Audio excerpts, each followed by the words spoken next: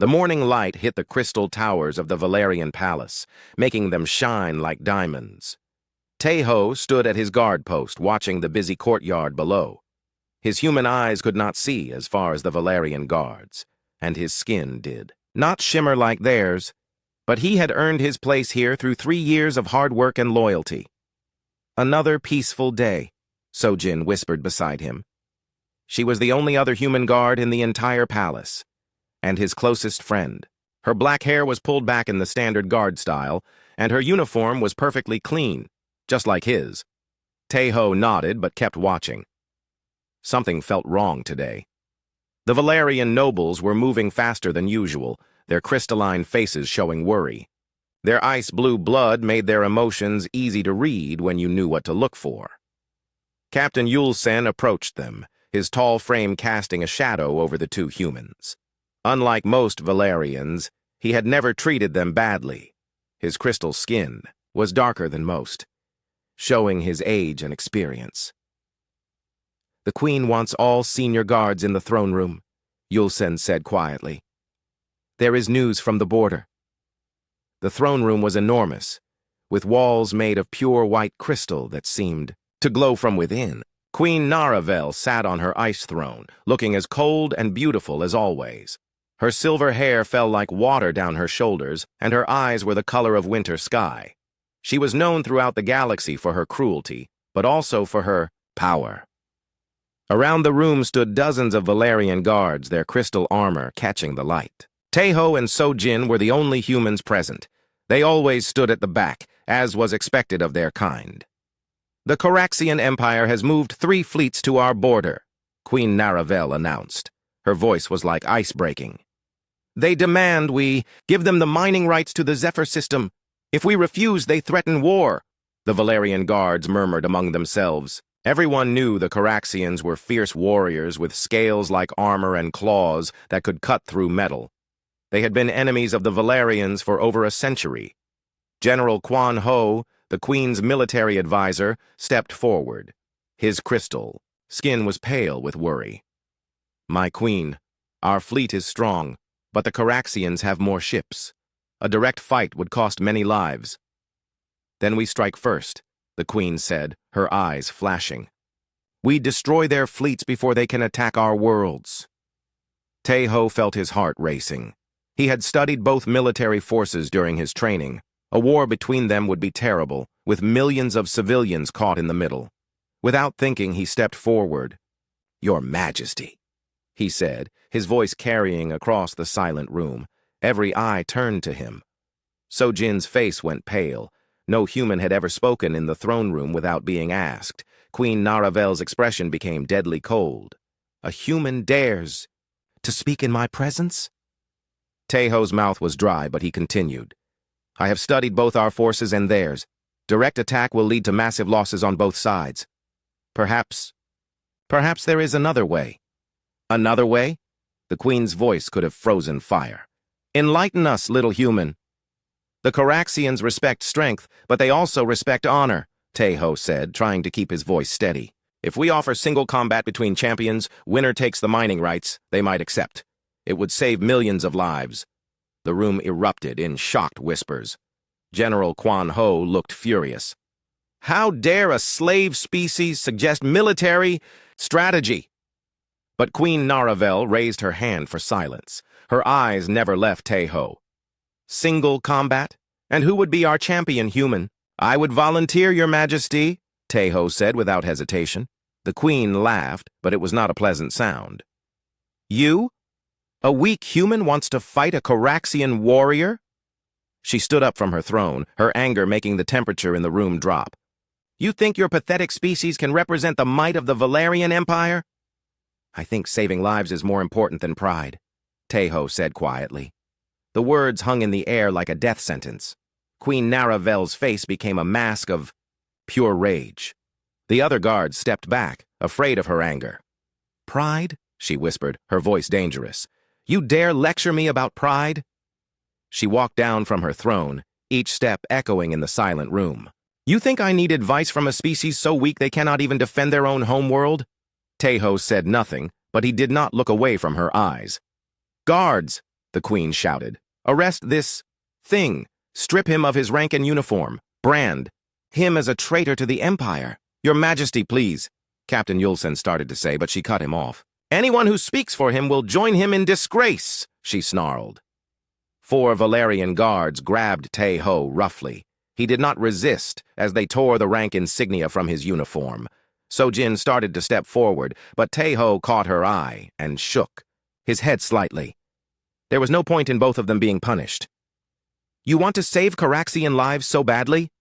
Queen Naravel asked, her voice full of venom. "Then go live with them. You are banished from Valerian space forever. If you are ever seen in our territory again, you will be executed on sight." The guards dragged Tai-ho from the throne room. As he was pulled away, he looked back once and saw So-jin's face, tears running down her cheeks. Captain Yulsen looked, angry, but not at Tae-ho. Several other guards seemed uncomfortable with what they had witnessed. Within an hour, Tae-ho was on a small transport ship with only basic supplies and a set of civilian clothes. 2 Valerian warships escorted him to the edge of their territory. The pilot, a young Valerian named Officer Min-jun, looked nervous. "I am sorry about this," Min-jun said quietly as they approached the border. "What you suggested, it was not wrong." Tae-ho looked out at the stars ahead. Somewhere out there was the rest of the galaxy, most of which considered humans to be second-class citizens at best. He had no home to return to, no friends except those he had left behind, and no future he could see. "Maybe not wrong," Tae-ho replied, "but it was not smart either." The escort ships turned back, leaving him alone, in space with a ship that had only enough fuel to reach the nearest space station. As he watched the Valerian fleet disappear, Tae-ho wondered if he would ever see So-jin again, or if his attempt to prevent a war had just made everything worse. Behind him, unknown to Tae-ho, the Queen had already ordered the attack on the Caraxian fleets. The war he had tried to prevent was about to begin, and it would be far worse than anyone imagined. Tae-ho's ship was running out of power when the larger vessel found him. He had been drifting for 2 days, rationing his water and trying not to think about what would happen when the life support failed. The rescue ship was old and patched, with different types of metal, but it was the most beautiful thing he had ever seen. "Well, well," said a gruff voice over the radio. "Looks like we got ourselves a lost human. This is Captain Hyun-woo of the Lucky Strike. You need help, friend?" "Yes," Tae-ho replied, not caring how desperate he sounded. "My ship is dying." "I can see that. Valerian transport, but you don't sound Valerian. Got a story there, I bet. We'll dock with you in 5 minutes. Hyun-woo turned out to be a middle-aged human with scars on his face and arms that told stories of a hard life. His ship was a smuggler's vessel, designed to be fast and hard to track. The cargo hold was filled with boxes that Tae-ho was probably better off not asking about. "Tae-ho, right?" Hyun-woo said, reading the transport ship's registration. "Says here you're banned from Valerian space. What did you do, steal from the Queen?" "I tried to stop a war," Tae-ho answered honestly. Hyun-woo laughed, but not in a mean way. "That'll do it.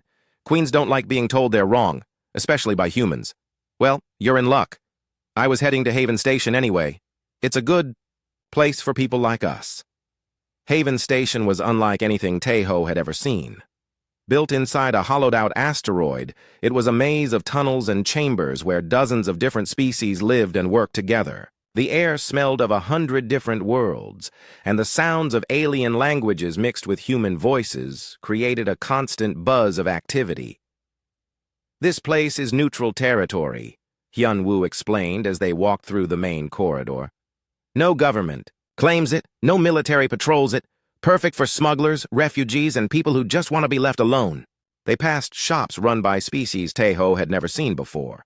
A creature with 6 arms was fixing electronics while humming a tune that hurt his ears.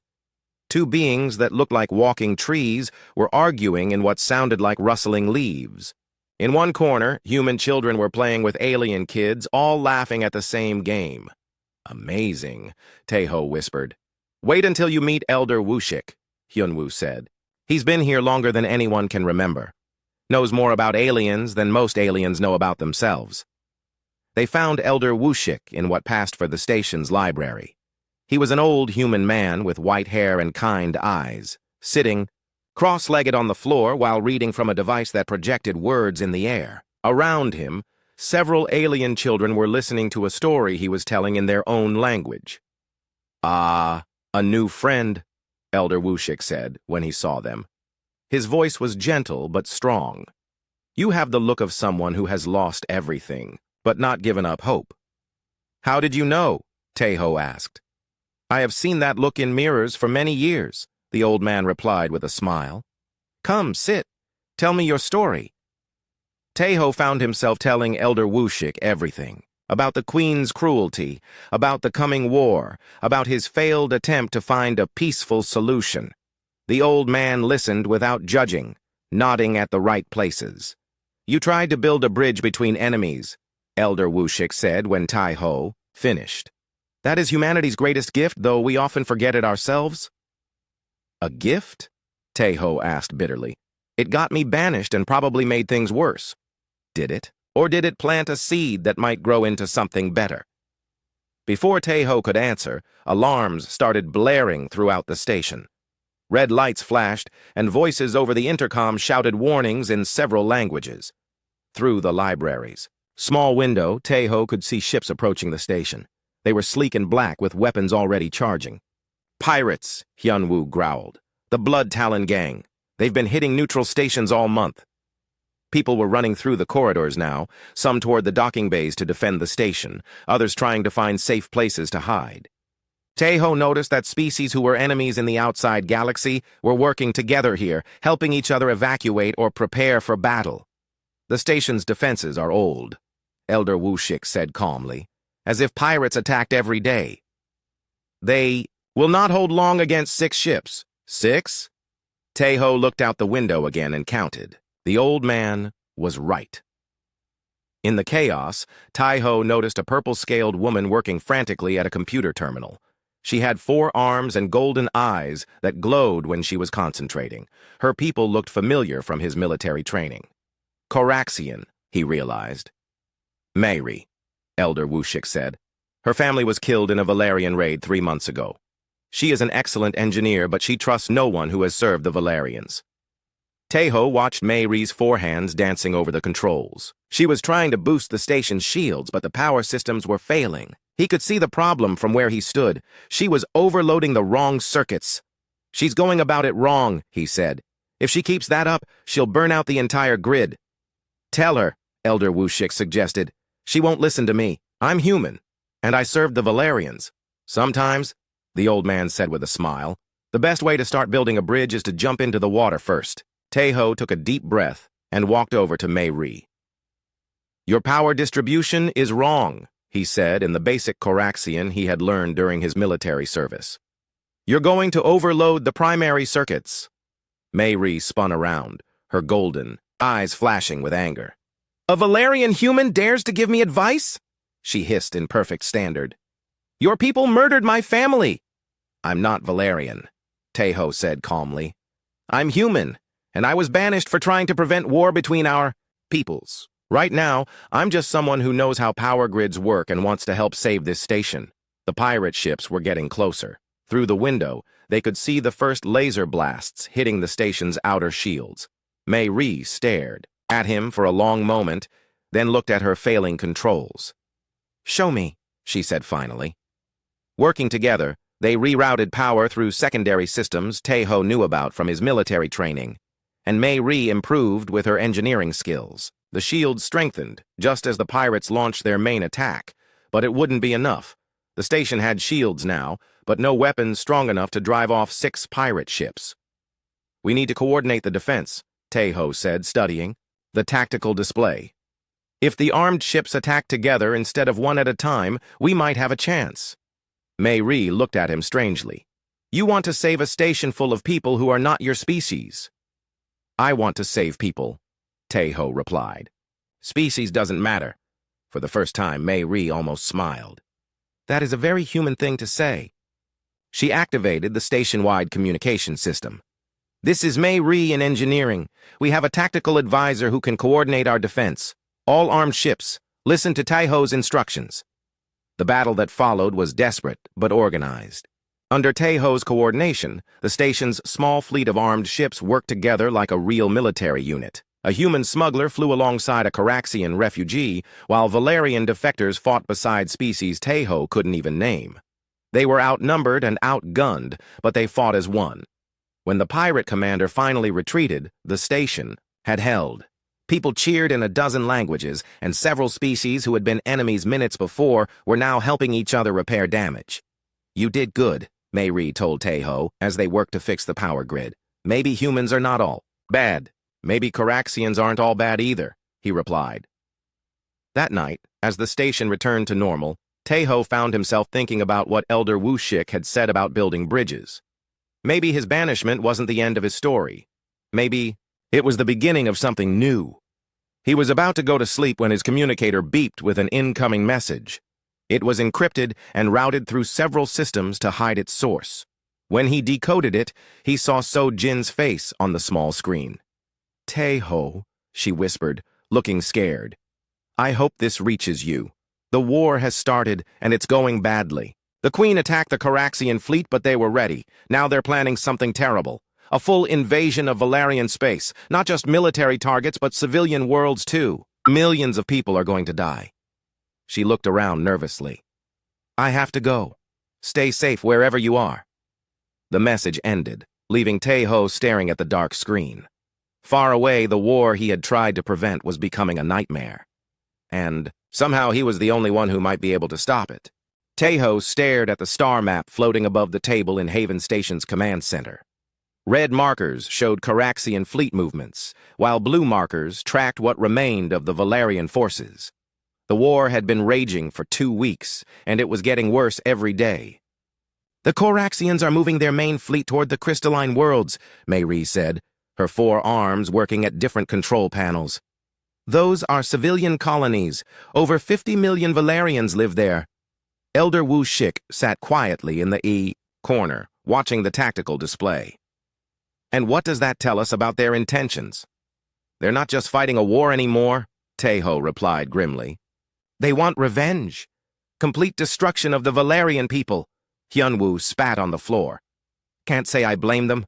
After centuries of Valerian attacks on their worlds, but killing civilians..." He shook his head.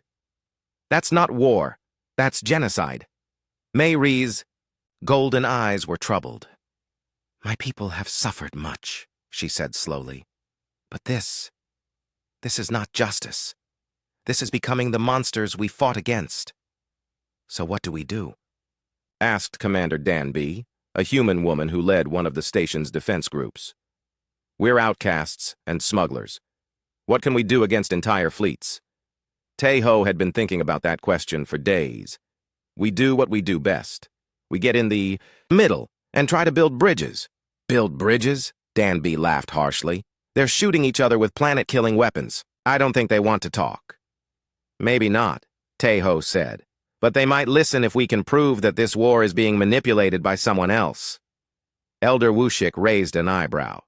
"Explain." Taeho activated a new section of the star map. "Look at this pattern. Every major battle has happened near ancient ruins or abandoned space stations. The Caraxians always seem to know exactly where the Valerian fleets will be. The Valerians always know which worlds the Caraxians plan to attack. Next?" Mayri's eyes began to glow as she studied the data. "You think there is a third party involved?" "I think someone wants both sides to destroy each other," Taeho said. "And I think I know who." He pulled up files from his time as a palace guard. "The Silence. They're an old artificial intelligence network that was supposed to be destroyed 1,000 years ago. But what if they weren't? What if they've been hiding, growing stronger, waiting for the right moment?" "That's a fairy tale," Danby said. "Children's stories to scare them about old machines." But Mayri was running calculations on her computer. "Actually," she said slowly, "there have been strange signal patterns in both fleets' communications. I thought it was just interference, but if someone was subtly influencing their tactical computers, they could make sure both sides make the worst possible decisions." Taeho finished. "Start fights that didn't need to happen. Make sure diplomatic. Solutions never work." Elder Wushik nodded thoughtfully. "And if both sides destroy each other, who benefits?" Ancient machines that want biological life gone, Taeho said. The silence gets a galaxy empty of organic species to rebuild as they choose. Hyunwoo scratched his beard. That's a hell of a theory. Got any proof? We're about to find out, Taeho said. He turned to Mei-ri. Can your people's communication systems reach the Caraxian fleet? Yes. But why would they listen to a refugee? Because you're going to tell them something that will save their lives, Taeho said. And you're going to ask them to meet us at the Nexus Point. The Nexus Point was a region of space between Caraxian and Valerian territory, where ancient jump gates created strange energy patterns. It was neutral ground, but more importantly, it was where Taeho suspected the Silence had their main command center. Getting there required taking huge risks. Taeho's small fleet of volunteers included humans, Caraxians, and even a few Valerian defectors who had joined them after deserting their queen's army. Captain Min-Su, the same young Valerian who had escorted Taeho into exile, now flew beside them as they approached the meeting point. This is insane, Min-Su said over the radio. If either fleet thinks we're working for the other side, they'll destroy us without asking questions. Then we better be convincing, Taeho replied. The Caraxian fleet arrived first. 50 massive ships with scales that gleamed like armor, bristling with weapons designed to crack planets. General Sung Ho's flagship was larger than some space stations, its hull decorated with the skulls of enemies. Unknown vessels, came a harsh voice over the communication channel. You are in violation of Caraxian military space. Identify yourselves or be destroyed. Mei-ri took a deep breath and activated her transmitter. General Sung Ho, this is Mei-ri, daughter of Engineer Dal-Su, who died at Crystal Moon Base. I have information about the Valerian defenses that will save Caraxian lives. There was a long pause. Mei-ri, you were reported dead. I survived. And I have learned something terrible about this war. Request permission to come aboard and explain. Another pause, then. You have 1 hour. Come alone. I'm going with her, Taeho said. Mei-ri shook her head. They will kill you on sight. You served the Valerians. I served the cause of peace, Taeho replied. If I can't trust a Caraxian general to listen to reason, how can I ask him to trust me? The docking bay of the Caraxian flagship was enormous, designed for ships much larger than their small transport. Armed soldiers with purple scales and plasma rifles surrounded them as they landed. General Sung Ho himself was waiting, a mountain of muscle and armor with scars that told stories of 100 battles. Mei-ri, he said in the Caraxian language, his voice surprisingly gentle. Your father was a good engineer. I am sorry for your loss. Then his eyes fell on Taeho, and his voice became hard as iron. But why do you bring a Valerian human into my ship? Because he is the one who discovered the truth, Mei-ri replied, switching to standard so Taeho could understand. General, this war is not what it appears to be. For the next hour, they explained their theory about the silence. Mei-ri showed her technical analysis of the communication interference. Taeho presented his tactical analysis of how both sides had been manipulated into making the worst possible decisions. General Sung Ho listened without interrupting, his expression growing darker with each revelation. You claim that machines have been controlling us, he said finally, that our victories and defeats have been orchestrated by artificial minds. Yes, Taeho said simply. And you expect me to believe this? Why? Before Taeho could answer, alarms began sounding throughout the ship. A young Caraxian officer ran into the room, his scales pale with fear. General, the Valerian fleet has arrived, but their weapons are charging. They're preparing to attack. Through the flagship's massive windows, they could see the Valerian fleet taking battle positions. Queen Naravel's ship was in the center, its crystal hull gleaming like a deadly jewel. She followed us, Taeho realized. But she's not here to talk. General Sung Ho's eyes flashed with rage. Then she will die with the rest of her fleet. All ships prepare for battle! Wait! Taeho shouted. This is exactly what the Silence wants, don't you see? They guided both fleets here to destroy each other. But it was too late.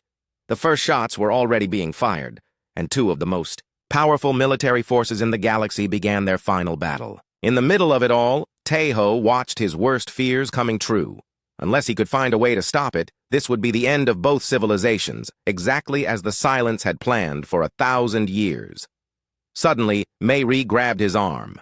"Look at the sensor readings," she said urgently. "Those energy patterns around the ancient jump gates. They're not natural." Taeho studied the data and felt his heart skip a beat. "Those aren't just energy patterns, those are ships. Hundreds of them, hidden by some kind of cloaking field." "Silence ships," Mei whispered. "They're here. They're watching both fleets destroy each other." General Sung Ho had heard them. His scarred face was grim as he studied the sensor data. "If this is true," he said slowly, "then we have all been fools." "There's only one way to find out," Taeho said. "We have to contact Queen Naravel and warn her. If the Silence ships decloak while both fleets are damaged from fighting each other, the survivors will be easy prey," General Sung Ho finished. For the first time since Taeho had met him, the Coraxian general looked uncertain. "But how do we convince the Queen to listen? She hates humans almost as much as she hates Coraxians." Mei smiled grimly. "We tell her something she'll have to believe. We tell her that her daughter's life is in danger." Taeho looked at her in surprise. "How do you know about Princess Bo Young?" "Because," Mei said, pointing to another section of the sensor display, "her ship just broke away from the Valarian fleet and is heading straight for the jump gate, right where the Silence ships are hiding.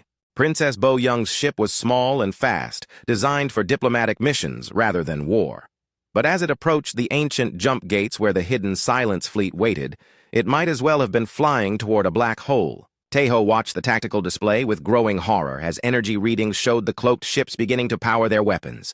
"They're going to kill her," he said. "The Silence can't let anyone discover their hiding place." General Sung Ho was already moving toward his command chair. "All ships target the jump gate coordinates. Prepare to fire on my command." "Wait," Mei called out. "If we shoot at cloaked ships, we'll hit the princess too." The general paused, his hand hovering over the fire control. Around them, Coraxian and Valarian ships continued their battle, not knowing that a much deadlier enemy was about to reveal itself. Laser blasts and missile trails lit up the space between the fleets like deadly fireworks. "There has to be another way," Taeho said, his mind racing. "Mei, can you tap into the jump gate's communication array?" "Possibly, but why? Because if we can broadcast on all frequencies at once, both fleets will have to listen. And if we can prove the Silence is here..." Mei's golden eyes began to glow as she understood. Her four hands flew over the control panels, establishing links with systems that hadn't been used in centuries. "I can do it, but I need time. Maybe 5 minutes." They didn't have 5 minutes. Princess Bo Young's ship was seconds away from entering the kill zone, and the space battle between the fleets was reaching its climax. Several ships on both sides were already badly damaged. "General," Taeho said urgently, "we need you to open a channel to Queen Naravel. She will not listen to Coraxians. She'll listen if you tell her the truth about her daughter." General Sung Ho stared at him for a long moment, then nodded to his communications officer. "Open a channel to the Valarian flagship. Priority override." The main screen flickered to life, showing Queen Naravel on her crystal throne. Her ice-blue eyes were filled with rage, and her silver hair seemed to glow with inner fire. Behind her, Valarian officers worked frantically at battle stations. "How dare you contact me during battle, Coraxian?" she snarled. "Do you wish to surrender?" "Your Majesty," General Sung Ho said formally, "your daughter is in mortal danger. There are enemy ships hidden near the jump gates, and she is flying directly toward them." The Queen's expression didn't change. "Lies. You seek to distract me from destroying your fleet." "Look at your sensors," Taeho said, stepping into view of the camera. "Check the energy readings around the ancient structures." Queen Naravel's eyes widened when she saw him. "The banished human. I should have known you were behind this Coraxian treachery." "I'm behind trying to save your daughter's life," Taeho replied calmly. "And maybe both our peoples while I'm at it." On the tactical display, Princess Bo Young's ship had almost reached the jump gate. Suddenly, the space around the ancient structures began to shimmer and twist. One by one, massive black ships began to decloak, their hulls covered in patterns. That hurt to look at directly. "Silence ships," Mei whispered. "Dozens of them." The Silence vessels were unlike anything either fleet had ever seen. They moved without any visible engines, and their weapons seemed to bend space itself. The first ship to fire didn't launch missiles or energy beams. Instead, it simply pointed at Princess Bo Young's vessel, and the small ship began to break apart as if reality around it was coming undone. "Bo Young!" Queen Naravel screamed. But the princess wasn't defenseless. Her ship suddenly accelerated beyond its supposed maximum speed, dodging the reality-warping weapon by inches. She was a good pilot, but she couldn't escape dozens of ships forever. "All Caraxian vessels," General Sung Ho commanded. "New target. Protect the Valerian princess." "General, no!" one of his officers protested. "She is the enemy!" "The enemy is there." The general pointed at the Silence ships. "Everything else can be settled later." The Caraxian fleet changed direction, their massive ships moving to intercept the Silence vessels before they could destroy Princess Bo Young, but they were too far away, and the Silence ships were faster than anything should be. "I've got the communication array working," Mei Ri announced. "Broadcasting on all frequencies now." Tae-ho stepped in front of the pickup, knowing that his next words would be heard by every ship in both fleets, and probably by the Silence as well. "This is Tai-ho, formerly of the Valerian Palace Guard. To all Caraxian and Valerian personnel, please listen carefully. The war between your peoples has been manipulated by an artificial intelligence network called the Silence. On screens throughout both fleets, technical data began appearing. Mei Ri's analysis of communication interference, tactical records showing impossible coincidences, energy readings that proved the Silence ships had been watching every battle. For months, the Silence has been subtly influencing your decisions," Tae-ho continued, "making sure diplomatic solutions failed, ensuring that every battle would cause maximum casualties. Their goal is simple: wait for both fleets to destroy each other, then eliminate the survivors." A Valerian captain appeared on the communication channel. "This is Captain Yulsen of the Royal Guard. I can confirm that our tactical computers have been showing anomalous readings for weeks." "This is Commander Li Jin of the Caraxian Third Fleet," another voice added. "Our intelligence systems have been predicting Valerian movements with impossible accuracy." More officers from both sides began reporting similar problems. The evidence was overwhelming, but the Silence wasn't going to wait for everyone to accept the truth. The black ships began moving faster, their reality-warping weapons charging with energy that made space itself seem to crack. Princess Bo Young's ship was barely staying ahead of them, but her engines were overheating from the impossible maneuvers. "Mother!" her voice came over the communication system. "The ships, they're not like anything in our databases. Their weapons seem to attack the basic structure of matter itself." Queen Naravel's face had gone pale. "All Valerian ships, protect the princess. Target the unknown vessels. Caraxian fleet. Coordinate with Valerian forces," General Sung Ho ordered. "Combined attack pattern Omega." For the first time in over a century, Caraxian and Valerian ships fought side by side. Their weapons, designed to destroy each other, now turned toward a common enemy. But the Silence ships were ready for them. The battle that followed was unlike anything either side had ever experienced. The Silence vessels moved through space like living things, their hulls rippling and changing, shaped to deflect incoming fire. When they shot back, their weapons didn't just destroy ships, they seemed to erase them from existence entirely. "Our weapons are barely scratching them," reported a Caraxian captain. "Their shields adapt to every type of energy we fire," added a Valerian officer. Tae-ho watched the battle with growing despair. Even working together, the two fleets were losing. The Silence had been preparing for this moment for 1,000 years, and their technology was far beyond anything biological species had developed. But then Mei Ri grabbed his arm, her golden eyes bright with sudden understanding. "The communication interference," she said urgently. "It's not just random. There's a pattern." "What kind of pattern?" "They're using quantum entanglement to coordinate their ships. All of them are connected to a central command system." Her hands flew over the controls. "If we can find the command frequency and disrupt it, the entire fleet becomes uncoordinated," Tae-ho finished. "But how do we find one signal among thousands?" "We ask them to show us," Mei Ri said with a grim smile. She began typing commands into the communication array. I'm sending a virus into their network. Nothing harmful, just a tracer program that will follow their signals back to the source. They'll detect it immediately, General Sung-ho warned. That's what I'm counting on, Mei-ri replied. The effect was instant.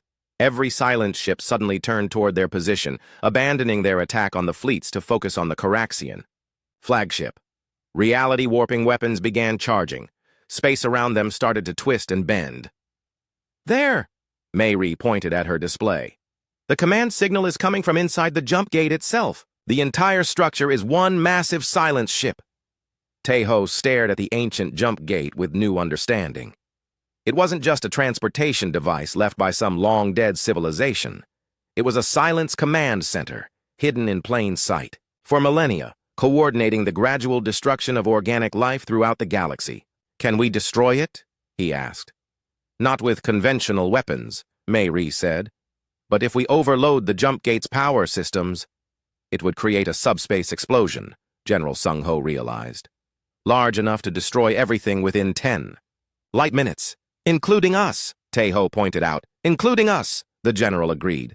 They looked at each other in silence as the silence ships drew closer. Princess Bo-young's ship was finally caught, held in some kind of energy field that was slowly crushing her vessel. Around them, the combined Caraxian and Valerian fleets were fighting desperately, but they were clearly losing. There might be another way, Tae-ho said slowly. Mei-ri, can you establish a direct link to the jump gate systems? Yes. But why? Because the silents think like machines. They make logical decisions based on mathematical probability. But humans, he smiled grimly, humans are famous for making. The coordinated jump created a space-time storm unlike anything the galaxy had ever seen. Over 100 ships appeared in the same location at the exact same moment, their overlapping jump fields creating gravitational waves that rippled through reality itself. The laws of physics, stressed beyond their limits, began to break down around the silence fleet. Tae-ho watched through the view screen as impossible things began happening. Some silence ships seemed to age centuries in seconds, their hulls crumbling to dust.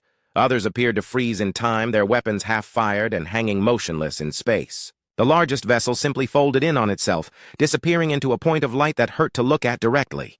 It's working, Mei-ri shouted over the alarms that were now blaring throughout the ship. The silence ships can't adapt to reality, itself being unstable. But the coordinated jump was tearing apart the Allied fleet as well. Ships appeared inside each other, creating explosions that lit up space like new stars. Others materialized only partially, their crews screaming as parts of their vessels remained in jump space. The Caraxian flagship shook violently as gravitational forces tried to pull it in 12 directions at once. We're losing structural integrity, reported a Caraxian officer. Hull breaches on 17 decks. Emergency power to shields, General Sung-ho commanded. All crews to emergency stations. Through the chaos, Tae-ho could see Princess Bo-young's ship breaking free from the energy field that had held it. The space-time distortion had disrupted the silence weapons, giving her a chance to escape. But her engines were damaged, and she was drifting toward one of the areas where reality was most unstable. I'm going after her, Tae-ho said, heading for the docking bay. In what? Mei-ri asked. Our shuttle was destroyed in the jump. Then I'll take a fighter. He paused at the door. Keep working on disrupting their command system. If we can shut down that jump gate permanently, this will all be over. General Sung-ho nodded grimly. Go. Save the princess. We will handle the rest. The Caraxian fighter was built for speed and maneuverability, not comfort. Tae-ho squeezed into the cockpit designed for someone with a different body shape and launched into the chaos outside. Flying through the space-time storm was like trying to navigate through a nightmare. Gravity changed direction randomly, time moved at different speeds in different areas, and pieces of destroyed ships hung in the air like deadly sculptures. He found Princess Bo-young's ship tumbling toward a region where space itself seemed to be turning inside out. Her communication system was damaged, but he could see her through the viewports, working frantically at her controls. Princess, he broadcast on all frequencies, hoping she could hear him. This is Tae-ho. I'm coming to get you. Her ship's engines fired once, briefly, then died completely. She was going to fall into the reality distortion in less than 2 minutes. Tae-ho, pushed his fighter to its limits, dodging debris and gravitational anomalies. As he got closer, he could see the princess looking out at him through her ship's window. Even at this distance, he could see the fear in her eyes, but also determination. She was not giving up. The rescue was a delicate dance of physics and timing. Taeho had to match velocities with her tumbling ship while avoiding the worst of the space-time distortions. When he finally got close enough, he used his fighter's magnetic grapples to lock onto her hull just seconds before both ships would have fallen into the reality storm. But pulling her ship out of the gravitational field required more power than his fighter had. The engines were overheating, and the hull was beginning to crack under the stress. "This is Princess Bo Young," came a weak voice over the radio. "I can transfer power from my ship's emergency batteries to yours." "The connection will have to be manual," Taeho replied. "You'll have to go outside and run cables between the ships." In the middle of a space-time storm? That's suicide. So is doing nothing. There was a pause. Then, "I see why my mother found you so annoying. You always have an answer for everything." Working together, they managed to rig a power transfer that gave Taeho's fighter just enough energy to pull both ships clear of the reality distortion. As they flew back toward the main battle, Princess Bo Young's voice came over the radio again. "Taeho, why did you come for me? I could have been killed trying to rescue you." "Because saving lives is more important than politics," he replied. "Besides, your mother would have blamed me if anything happened to you. My mother hates you." "I know. But maybe after today, she'll hate me a little less." They returned to find the battle entering its final phase. Mei and the combined technical crews had successfully disrupted the Silence command network, causing the remaining black ships to lose coordination. Without central control, they fought like individual vessels instead of a unified fleet, and the Allied forces were finally gaining the upper hand. But the victory was coming at a terrible cost.